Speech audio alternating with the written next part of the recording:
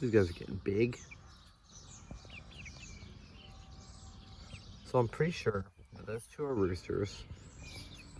Pretty sure this one's probably also a rooster, but this one here is Mocha. I believe that is a hen, and this is Marshmallow. I'm confident those two are hens at least.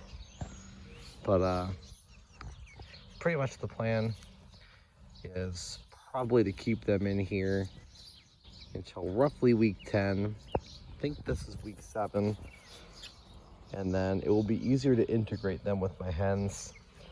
My hens have been kind of circling the perimeter of this thing and kind of checking them out. I've actually let them out a couple of times very briefly to kind of try to interact and, you know, roam around the yard, which is a little bit stressful because the back end of my property here, the fencing is not quite sufficient for pullets and cockerel sized chickens, but thankfully it's not an issue when they're adults. But I'm hoping they'll be a little bit closer in size by week 10, so it'll be a little bit easier to integrate them. But the problem is that that's also around the time that Daisy, my last cockerel, started crowing, so that also kind of puts me on a bit of a time frame. If one of them starts cockle-doodle-doing, then I'll be having to get rid of that one first.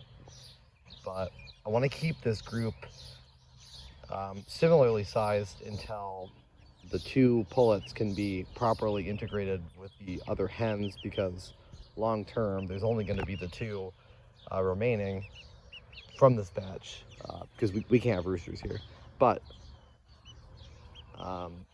we are hatching some more chickens out, so hopefully there'll be some more hens.